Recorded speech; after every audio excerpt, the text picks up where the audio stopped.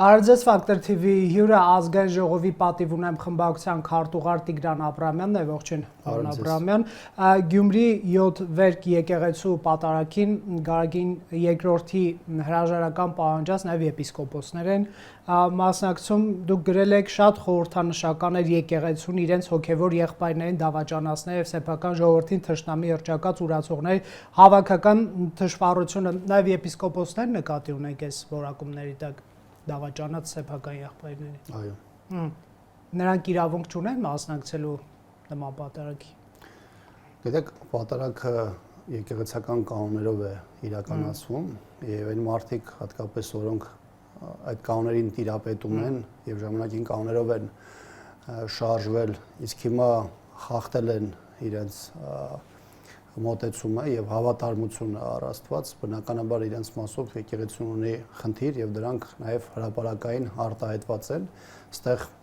շատ ավելի զավեշտալի է այն հանգամանքը, որ այն մարդը, որ ունի սրբազանի աստիճան եկեղեցում եւ որի հետ կապված Փաշինյանը բազում որակումներ էր տվել եւ ըստ էության նախորդ փուլում Մայրաթորի դեմ հարձակումները, այսպես ասած, փաթեթավորված էր այդ հոգևորականի անվան հետ կապող բազմաթիվ պատմություններով։ Հիմա իր համար այդ հոգևորականը դարձել է օրինակելի, իր գլխավորությամբ միջոցառումներ են իրականացում, ես չեմ ասում պատարագ, որտեղ այդ խախտումներով հակաեկեղեցական մոտեցումներով այդ միջոցառում էր, դա բարձրապես պատարագ դժվար է անվանել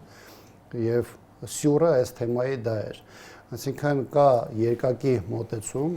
եւ որի պարագայում կարող է հոգեորական Նիկոլ Փաշինյանի կողմից ամենածանր մեղադրանքների արժանանալ, բայց մյուս դեպքում երբ որ հնարավորություն կա օգտվել նրա ծառայություններից, նա կարող է դառնալ օրինակելի եւ իր թիմի համար միջոցառում իրականացնել։ Սա է այս իրավիճակի զավեշտը։ ՀՀԿ-ն իշխանություն էր, կային այսպես շուշուկներ, որ arczepiskopos Կճոյանը ձեր սիրելի այսպես հոգևորականներից է, համարյա կուսակցության շատ սերտաճած։ Հիմա ինչ եղավ, ինչ սև կատու անցավ ձեր մեջ։ Իմ համար առհասարակ ընդունելի չէ եւ պատկերացնելի չէ հոգևորականի կուսակցական լինելը կամ նրա հետ ասոցացվելը, որովհետեւ հոգևորականների դեպքում ներքաղաքական բաշխում կամ վերաբաշխում չպետք է գոյություն ունենա եւ կարծում եմ Մայրաթորի համար դա առաջնային սկզբունք է։ Մենք այստեղ հիմա ունենք այլ խնդիր, հոգևորականներ, որոնք դեռևս կարգալույս չեն եղել, բայց չեն առաջնորդվում եկեղեցական կանոնակարգով, այսինքն ըստ էության խախտում են այն, ինչ որ հարյուրամյակներով եւ հազարամյակներով տեղի ունեցել, եւ կան եկեղեցականներ, որոնք պաշտպանում են այն մոտեցումը, որը նույն երկարաժամկետ կտրվածքով դրված է եղել եկեղեցական կանոնների համատեքստում եւ օրվա իրադարձությունների ողջ դրամաբանությունը պետք է դիտարկել այդ համատեքստում։ Տեսեք, շաբաթներ առաջ պարոն Աբրամյան, երբ որ այս 10 arczepiskoposները եւ եպիսկոպոսները չեն պահանջել Գարգին II հրաժարական, երբ որ ընդդիմությանը հարց ենք տալիս կուսակրոնության ուխտ եւ այլն, ասում են եկեղեցին իր ներսում կլուծի այդ խնդիրները։ Հիմա այս մարդկանց փորձը արդյոք լուծման փորձ չի, չէ՞ որ arczepiskopos Խաչատրյանին, Արշակ Խաչատրյանին վերագրվող տեսանյութի շուրջ ըստ էության հետաքննություն է սկսվել եւ կաթողիկոսի ստեղծած հանձնախումբը հորդորել է ի վերջո սառեցնել նրա մասնակցությունը եկեղեցում եւ կաթողիկոսը մերժել է։ Մարդիկ փորձել են ներսում խնդիրը լուծել, բայց չի ստացվել։ Այսինքն հիմա ինչու եք նրանց մեղադրում, եթե նրանք փորձել են ներսում այդ խնդիրը լուծել։ Տեսեք, համարենք այդ հոգևորականները Մայրաթորի այլ հոգևորականների կամ կաթողիկոսի հետ ունեն տարաձայնություններ։ Արդյոք դա նրանց առիթ է տալիս խախտելու պատարագի կանոնները։ Ես կարծում եմ, որ միանշանակ մեղադրում են սրբապղծությունը թաքցնելու մեջ, եթե չեմ սխալվում։ Տեսեք, հիմա գիտեք դա կաթողիկոսին են մեղադրում։ Մի կողմ դնենք դա, որ ես կատարյալ հիմարություն եմ համարում, բայց այլ բան այստեղ անդառնանք։ Հիմա գիտեք սա ինչին է նման, երբ որ երեկո մի շո մեկն ասում է, գիտեք, իմ իրավունքները խախտված է, դրա համար ես լավ եմ անում, որ գնում եմ սահմանադրություն եմ խախտում։ Բնականաբար դա իրավական հարթությունում չի տեղավորվում, չէ՞։ Հիմա ձեր ասած օրինակը, որը իրապես հանրային դաշտում շրջանառվում է, մոտավորապես դրա շրջանակներում է, որովհետև եթե կա ենթադրյալ ինչ-որ խնդիր միջ եկեղեցական հարաբերություններում, ապա դա որևէ մեկին իրավունք չի տալիս մինչև այդ հարցի հանգուցալուծում եւ առհասարակ, որպես ինքը գնա այլ կանոնների խախտման։ Կաթողիկոսը ապակառուցողականությամբ չի սրել արդյոք իրավիճակը։ Անկեղծ ասած, ես նման բան չեմ տեսնում, ավելին մի շարք հայտարարություններ, որոնք նաեւ մամուլում են շրջանառվում, ցույց են տալիս, որ սա ոչ այնքան միջ եկեղեցական խնդիր է, որքան այն, որ իշխանությունը կարողացել է որոշ հոգեվորականի նկատմամբ կոմպրոմատների շանտաժի միջոցով հասնել նրանց նկատմամբ վերահսկողության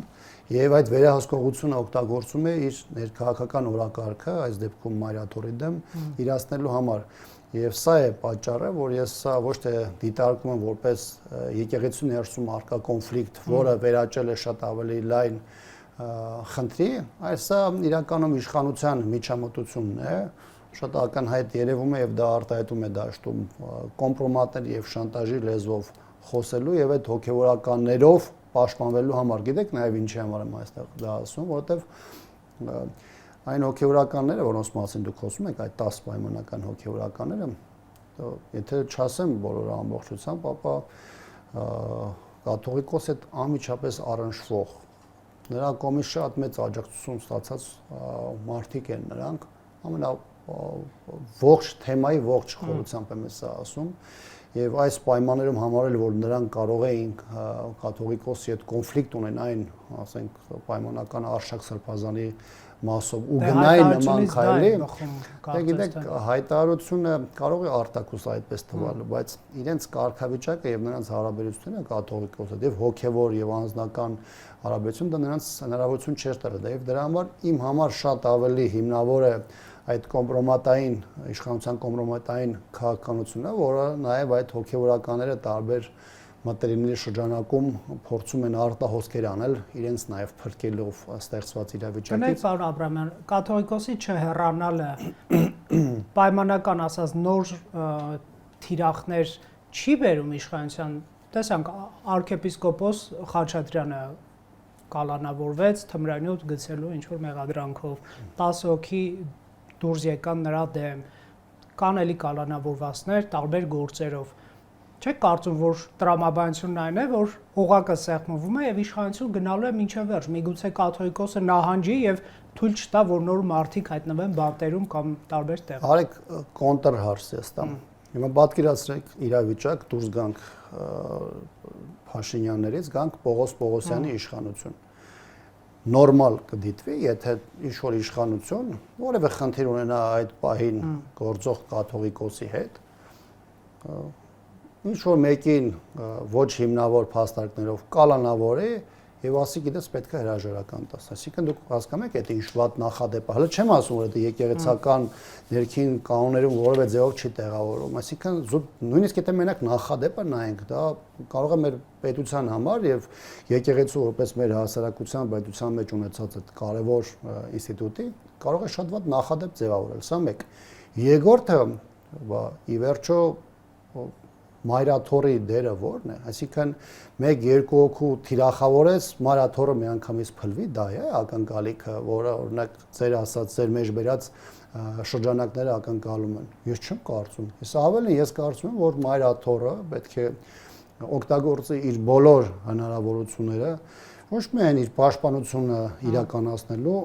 այլ նաև հանրության շրջանակում ունեցած իր վստահության բարձր նաև շեմը հաշվի առնելով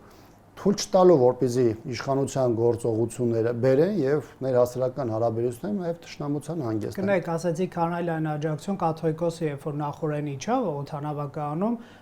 հարցում էր ուր է ժողովուրդը, իշխանականներն ասում են, որ նա զարմացած է, որ իրեն համարյա աջակցող չկա, մի քանի 100 հոգի էր ընդամենը։ Երևի կարող տարբեր կադրեր ենք նայել այս մասով մեկ եւ երկրորդը, տեսեք, ես օրինակ չգիտեմ, որովե կազմակերպված բան եղել է, որ հանրությանը իրազեկին բոլորով գնան դիմավորելու։ Ես նախորդ անգամ մասնակցել եմ, երբ որ կաթողիկոսը եկել է, այս անգամ քաղաքում էլ չեմ եղել ու շատ ուշ եմ իմացել նաև որ նման միջոցառում կա։ բայց նախ այն կադրերը, որոնք տեսել եմ, եղել է այդտեղ բազմամարդ, եւ երկրորդը դա եղել է չկազմակերպված, ինքնաբուխ միջոցառում եղել։ Եվ երկրորդը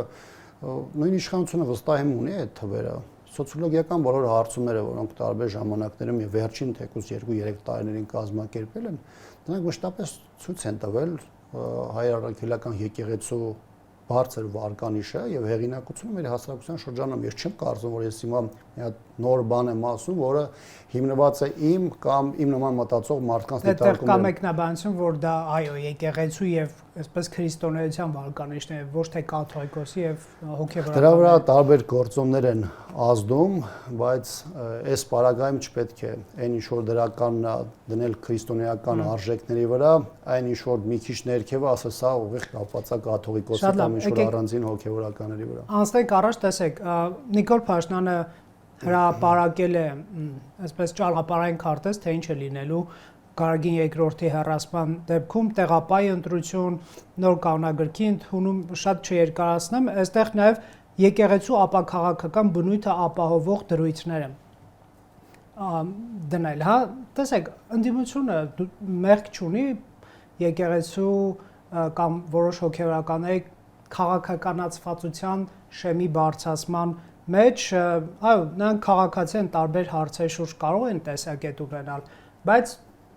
մի arczepiskopos հակաիշխանական ակցիա է սկսում եւ ձեր վարչապետի տեխնացուներ կամ տարբեր հոգեվորականներ համարյա ձեզնից ավելի սուր բառապաշարով հարցազրույցներ են տալիս եւ Փաշինյանին մեղադրում ամենայն հայոց մեղքերի մեջ, չգիտեմ, թրքամետ եւ այլն, էլի։ Դուք տարբեր հոգեվորականների հետ ընդդիմադիր պայքարների եք, պարոն Աբրամյան, ինչ որ իմաստով ընդդիմությունը մեղք չունի նրանց ներքաշելու ներքաղաքականություն, Փաշինյանն էլ հարվածում է, մտել է քաղաքականություն, նա էլ հարվածում է։ Ստացվում է որոշակիորեն ընդդիմությունը մեղք ունի, պարոն Քոչարյանն էլ էր իր ասուլիսում ասում, լինի մի հոգեվորական, որը մեծ հեղինակություն ունի, ընդդիմադիր առաջնորդի էր նկարագրում։ Նախ, եթե դա այդ ամեն ինչը դուք կառուցել եք Ռոբերտ Քոչարյանի հայտարարության վրա, ապա լավ կներ, որ դա ուղղեք իր թիմակիցներին, որովհետև ես բազմիցս սառիթ ունեցել եմ ձեր տաղավարում ասելու, որ ընդդիմություն ասվածը հավաքական անվանումն է օգտագործում, բայց բավականին բազմաշերտ է եւ բոլոր ձևակերպումներն ու որակումները բերել եւ համընդհանուր ընդդիմության մեջ տեղավորել, դա իմ համար ընդունելի չէ։ Բայց նաև ձեր տեխնացում է, չէ՞, վարչապետի arczepiskopos Հալստան։ Պրոցեսը դրան չի հասել, որ ինքը դառնա վարչապետի տեխնացու։ Կդառնա, ստորագրություն տվել է, գիտեք։ Ստորագրություն չի տրվել։ Քաղաքական կոնսուլտացիաներ են այդ թեմայով գնացել եւ ինքը վարչապետի տեխնացու չի եղել։ Գիտեք, իշխանության կողմից նայեք երեսապաշտության մի դրսևորում է։ Այսինքն, երբ որ իրենց պետք է այդ նույն 10 հոգեվորականին իրենց ընտանեկան թերթով հայտարարություններ են անդադ տեղադրում, արտահոսքեր են կազմակերպում, այսինքն երբ որ պետք է ինչ-որ մեկին քաղաքական process-ներում ներգրավելու, նրանց օգտագործելու, նրանց որպես վահան դարձնելու, նրանց համար դա նորմալ է։ Դուք էլ եք օգտագործում հոգեվորականներին։ Մենք հիմա խոսում ենք իշխանության մասին, սա կասեմ, թե ես ոնց եմ մտածում։ Երկրորդը, ինչ վերաբերում է հոգեվորական։ Ես լսեցի, որ դուք օգտագործել եք, թույլ տվեք մենք էլ օգտագործենք։ Չէ, ես ուրիշ բանի մասն եմ խոսում, ասում երեսապաշտությունը, երբ որ այն իշխանությունը,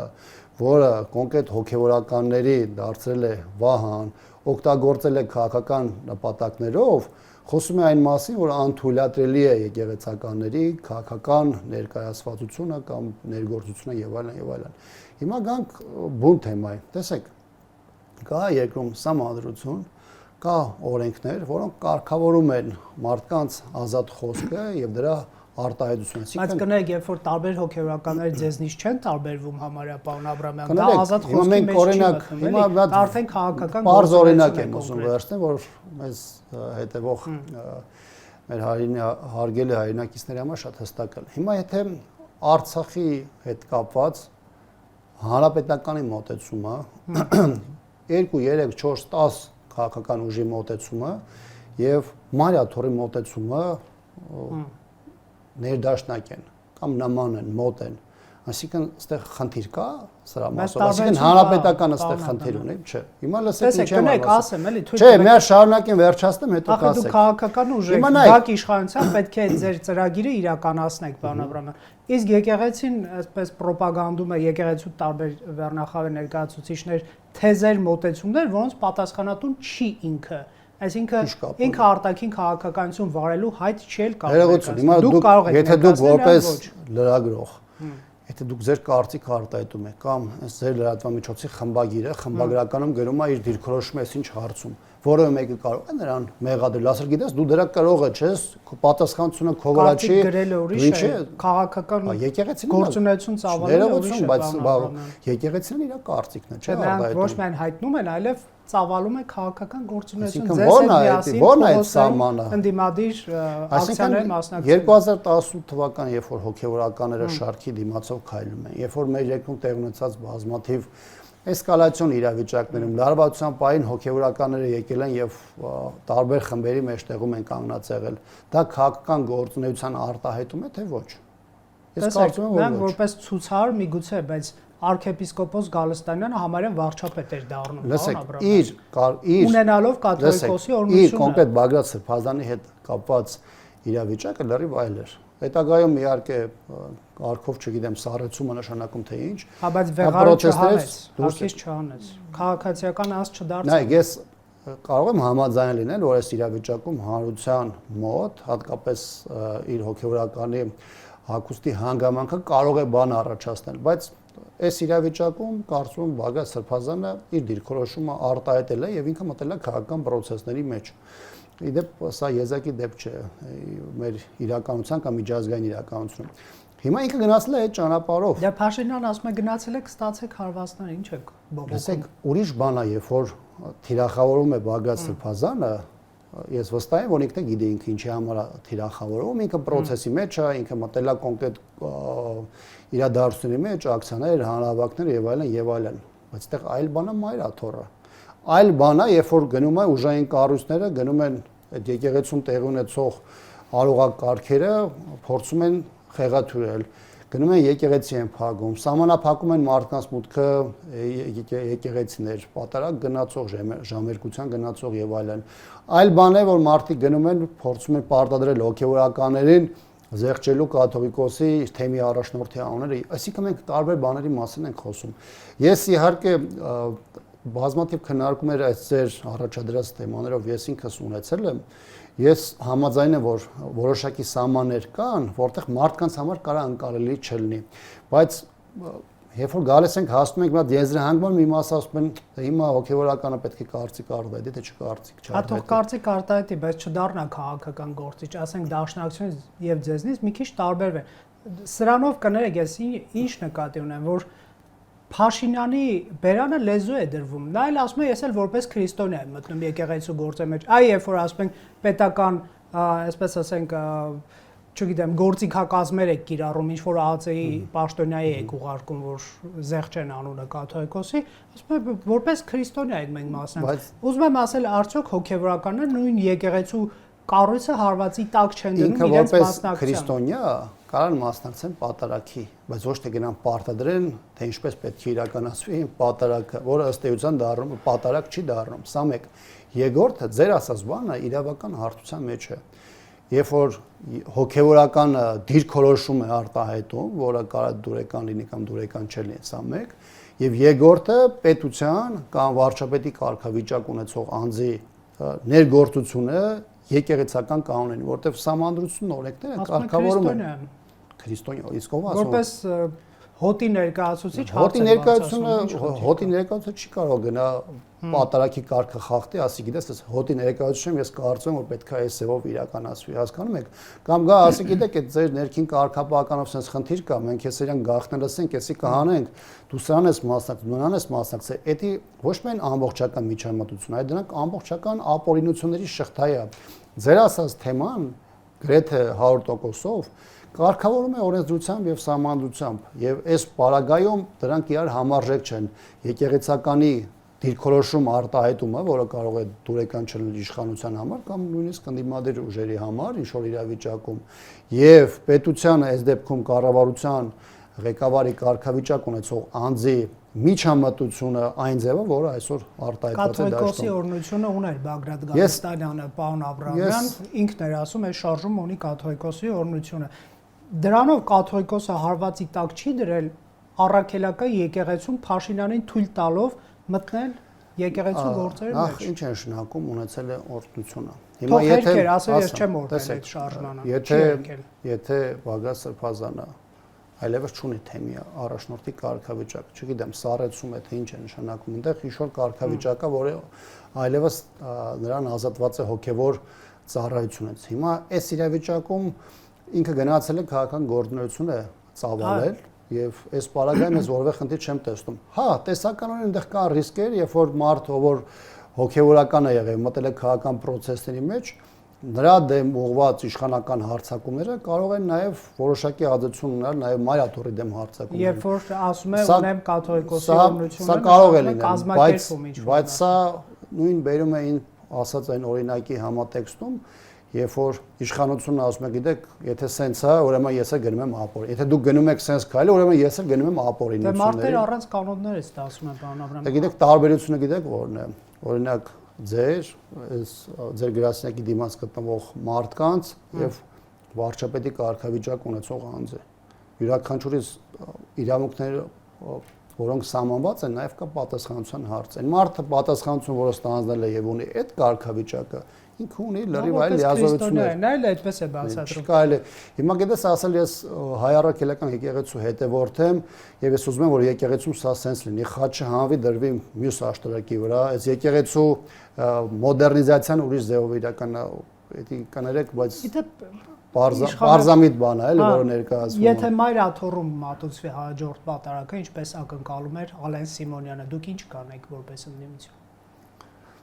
Ես կմասնակցեք այդ դա պատարագին։ շատ բան կախված է Գարեգին Երկրորդ կաթողիկոսի հորդորներից։ Գիտեք, թեման շատ առանձնահատուկ է եւ մենք առիթ ունեցել ենք այս մասին նաեւ հրապարակային խոսելու։ Ձեր մասնակցությունն է այո, դրա կախված մասով եմ ասում, այո։ Որովհետեւ եկեղեցու մոտեցումը առանձնահատուկ է, որքան էլ հիմա իշխանությունը փորձում է եկեղեցուն ներկայացնել, այսպես ասած, որպես ընդդիմադիր ուժի դիրքերից, եկեղեցու մոտեցումների հիմքում հանրային համերաշխությունն է եւ եկեղեցին ամեն ինչ անում է, որպեսզի դա չդառնա հասարակության տարբեր կողմերի կոնֆլիկտի կամ բախման հետևանք։ Մենք դրա համար ենք ասում, որ մենք էլ մեր մոտեցում ենք նաեւ արտահայտել, դրա մասին Մայրաթորը գիտի, որ մենք կլինենք այնտեղ, որտեղ կաթողիկոսը իր հորդորով կամ իր կոչով այնտեղ կուղարկի։ Եթե չհրավիրի Մայրաթոր, չեք գնա, եթե այսպես ԿՊ վերնախավը գնա այնտեղ պատարագի։ Ոչ, այս իրավիճակում մենք շարժվենք այնպես, ինչպես կամարենք, որ Մայրաթորի պաշտոնական մոտեցումն է, որովհետև կրկնում եմ, Մայրաթորի տարբերություն իշխանության առաջնորդում է ներհասարական համերաշխության մոտեցումից եւ իր այս դիրքորոշումը մեր համար փոխըմբռնել է։ Պարոն Աբրամյան, իշխանությունները ձեզ գիտեք նաեւ ոնց են այսպես քննադատում, ասելով լավ, պաշտպանում եք, հասկանում ենք, որ պաշտպանում եք, բա բարքերի մասին ինչու չեք խոսում։ Օրինակ կուսակրոնության ուխտ է խախտվում, ինչու ձայն չեք անում, կամ ըստ քննչական կոմիտեի անմեղության կանխարգելը հարգենք, թմրանյութ է գցել ինչ որ մի հոգեվորական մի անձի պայոսակ կամ մեկը կենակցել է քեռակնոջ հետ կամ մի հոգեվորականի նախկին վկայության համաձայն մի հոգեվորական սիրահարել է տղաների կամ այն մյուսներին ուղարկել են ընդդիմության ցույցերին, հա, այն մեկը իբր հավաքագրված է KGB-ի կողմից։ Իշխանությունը ասում է, ինչու վերաբերմունք ցույց չեք տալիս սրան, որովհետև լավ հասկացանք, որ սա իշխանության մեղադրանքներն են, բայց նաև մյուս կողմից հաճախ մենք չենք լսում այսպես թեման փակող պարզաբանումներ։ Ես որ իմանայի դուք այդ թվարկումներն եք անելու, ես ես կխնդրեի, որ թվարկումները չանեիք, որպեսզի հնարավորություն չտայենք այդ կեղծ մոտեցումներին դաշտում մի վարքյան կրկնակի կամ եռակի շրջանառություն ապահովելու համար։ Սա մեկ։ Երկրորդը, ասում եք, գիտեք, քննչականն է ասում։ Այդ քննչականի հաղորդագրությունները չասեմ ամենական դիմադեր հատված եմ արել, որ մարդկանց համար վստահության որևէ էլեմենտ չեն պարունակում։ Մեր իրականության մեջ մի երկրում, որտեղ տասնյակներով մարդիկ են քաղաքական հայացքների համար դատապարտվել, ճաղերի հետևում հայտնվել։ Այս պարագայում ասել գիտեք քնչական այսպիսի հաղորդագրություն է տվել։ Այդ նույն ուժային կառույցները գնացել են եկեղեցին են փակում, մարդկանց մուտքն են սահմանափակում, գնում են աշխատում են տարբեր հոգևորականների վրա, որպեսզի կարողանան այդ կեղծ միջոցառումները կազմակերպեն։ Բնական է, չէ, որ այդ նույն ուժային կառույցները չեն կարող հավատավոր ժողովրդի համար վստահելի մոտեցում արտահայտել։ Հատկապես այն թեմաները, որոնք վերաբերում են հոգևորականներին, դրանք մեկը հետևից եւ դատարներում են ջարդվում եւ առհասարակ այս ողջ process-ում նախաքննության process-ից միջև դատական այցաներ, դրանք անընդհատ մաշեցվելով գնում են։ Նույն Բագրատ Սրբազանի հետ կապված իրավիճակը։ Դատարանում տեսնում եք ինչ իրավիճակ է։ Բերեցին ներկայացրեցին որպես հատուկ վտանգավոր ահաբեկիչների, դրեցին մեղադրանքներ, հետագայում այդ մեղադրանքների 90%-ը, որոնք եկել են այդ կետում հասել են, բոլորը հերկվել են, սկսած այդ տրալեբուսներ շուռ տալ, բաժար տալ, եսիմ բաներ անել եւ այլն։ Նույնիսկ կեղծ նամակներ կա այդ գործում հրապարակված, որը ձեռագրական փորձաքննություն հրաժարում են իրականացնել, որտեղ Բագրատ Սրբազանի գրածը չի եղել, մինչև հիմա բարձր չի դեռ ոնց է հայտնվել, շո մեկը բերելա գցելա, թե չի գցել։ Նույնը վերաբերում է Միքայել Սրբազանի գործին։ Հիմա Արշակ Սրբազանի մասն է ասում, որ ինքը գնացել է ինչ-որ մեկի պայուսակի մեջ պլանակցել։ Գիտեք, այնքան որ այս ասեմ, սա զավեշտալի է, ծիծաղելի է, չէ, դրանք արդեն ծիծաղելի չեն, հասկանում եք, բայց հասարակության մեջ, երևի հասարակության մեջ շատ քիչ մարդ կլինի, որ այդ ձեր նկարագրած մասին կնայեք, ասի, արա, բայց ոնց է բայց դուք ոնց կարող եք բոլոր դեպքերում մերժել իշխանության վարկածները, դուք հո սեփական հետաքննություն չեք կարել, պարոն Աբրամյան։ Չէ, մենք այս պահին դիտարկում ենք մեր իրողությունները, որոնք Հայաստանում արտահայտված են, ես պատական չի ասում, քաղաքական 18+ վիդեոն չանդրադարձել։ Քաղաքական հալածյալների հետ կապված թեմաներից վերջացած են շնչու գործերին, որոնք գնում են շատ արագ պայթում են դատարաններում։ Եվ երկրորդը, գիտեք, ես չեմ պատկերացնում իմ մարդ, որը այստեղ բանական մարդու մասին եմ ասում, ով իմ տեղում նստած կլիներ եւ ձեր նկարագրած դրվագները, որոնք ներկայացված են իբրև իրավական գնահատականներ, կվերցներ եւ կասեր, ես սա բացառում եմ, թե ես սա հաստատում եմ։ Այսինքն ինչ որ սեռական բնույթի բաներ են ներկայացնում։ Ով կարա ձեր մոտ գա նստի, ասի, գիտեք, քնչական կոմիտեն հաստատել է։ Քնչական կոմիտեի հետ կապված որ դուք ասում եք, պետք է ներկայացնեք նաեւ Արշակ Սրբազանի փաստաբանի հիմնավորումները, որոնք ներկայացվել է հրապարակային Արսեն Բաբայանի եւ դրանք իմ համար շատ ավելի օբյեկտիվ են, ոչ թե Արսեն Բաբայանի անձից ելնելով եմ ասում, այլ են գնահատականների հիմնավորումները, որոնք առկա են։ Այսինքն քնչական ասում եմ մեր գնահատականը սա է, բայց փաստաբանը ներկայացնում է մանրամասներ, որոնք ըստ էության ցույց է տալիս, որ դրա հիմքում որևէ փաստ գոյություն չունի եւ այդպիսի գնահատական հնչեցնելու նաեւ տեղիք էլ չի տրվել։ Շատ լավ,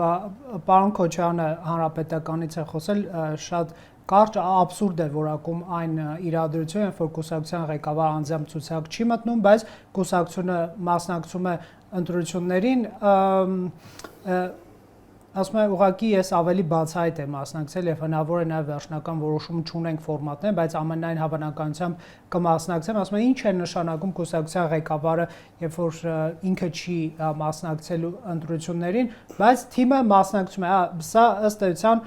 պարոն Թաթոյանի, ասես կոչին էր, հա, արձագանքում, որ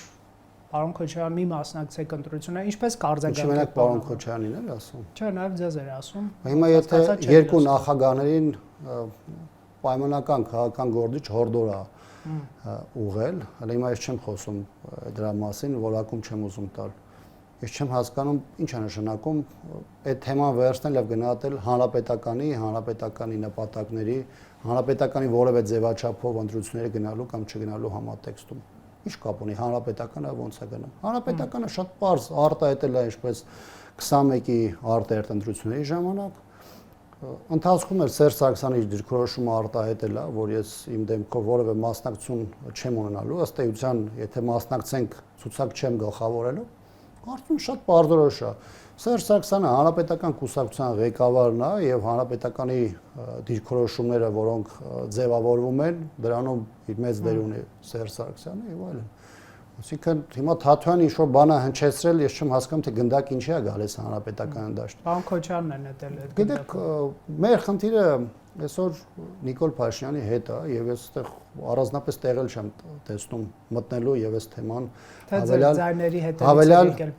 հավելյալ մեկնաբանելով։ Ես կարծում եմ պետք է դաշտում կամ այս թող ձայներ, որոնք դեռևս որևէ մեկին չէ,